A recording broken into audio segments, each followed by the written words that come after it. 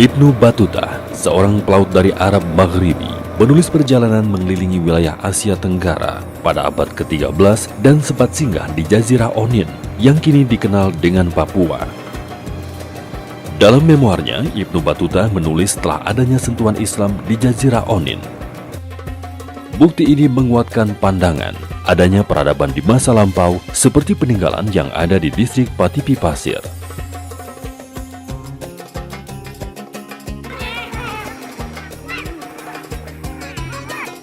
Berdasarkan sejarah lisan, Raja kedua Kerajaan Patipi, Kris merupakan orang pertama yang menerima ajaran Islam dari Syekh Iskandar Shah yang berasal dari Samudra Pasai pada abad ke-13.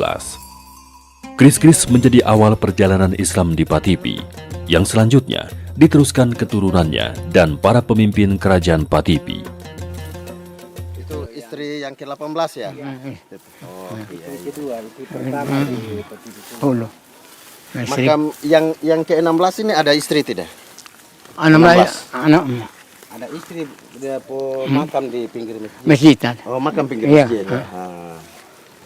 Islam adalah agama samawi yang mengajarkan tentang keesaan Allah Subhanahu wa Ta'ala atau ilmu tauhid.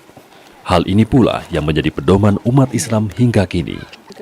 Iya, ke-16 ya. 16. Ini makam raja ke-16, 16. yang sana 18. 18 ya. Yang 16 ini wafatnya tahun berapa ini? Itu lihat di situ. Itu ada itu 1925. 1925 ya, 1925. 1925. Di situ ada 3 makam. 3 makam itu ada raja ke-16, raja ke-16 itu kan Bapak Usmaila Iba, kemudian raja ke-18 Bapak Haji Usman Iba, kemudian di dalamnya itu juga istri kedua dari raja ke-18 yaitu Ibu Nahia Karanggusi. Yang di luar makam itu cucu-cucu dari keluarga raja tadi.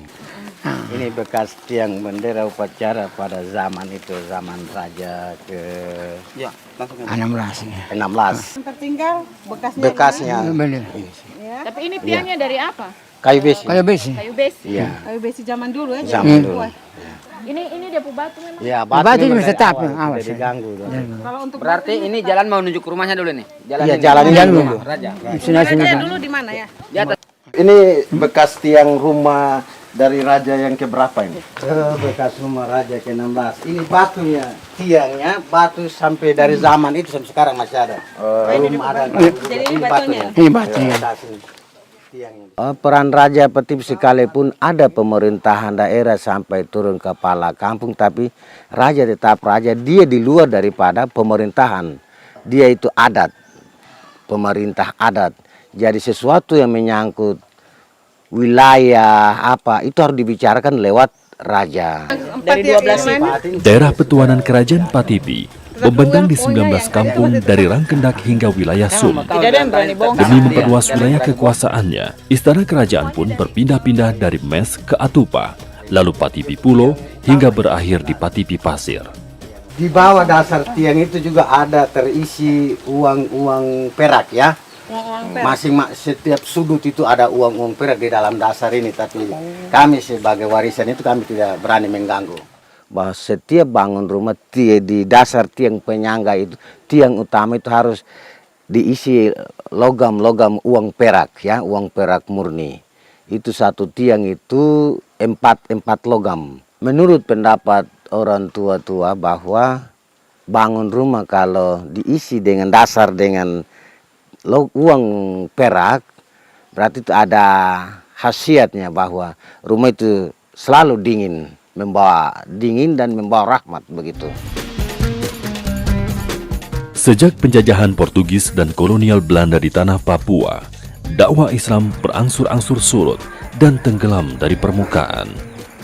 Namun geliat dakwah tak pernah padam bagi umat muslim dan berlanjut pada masa kemerdekaan.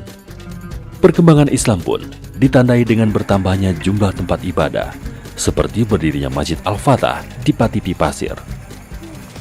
Perkembangannya memang berjalan, tapi pemahaman orang-orang belum memahami agama itu mungkin dengan baik, sehingga bagaimana mensejahterakan masjid itu kurang. Mau bilang bicara tentang Islam ini bukan baru. Sudah dari awal pemahaman. Cuma mengamalkan itu yang masih kurang. Masih hijau dalam itu, mengamalkan itu.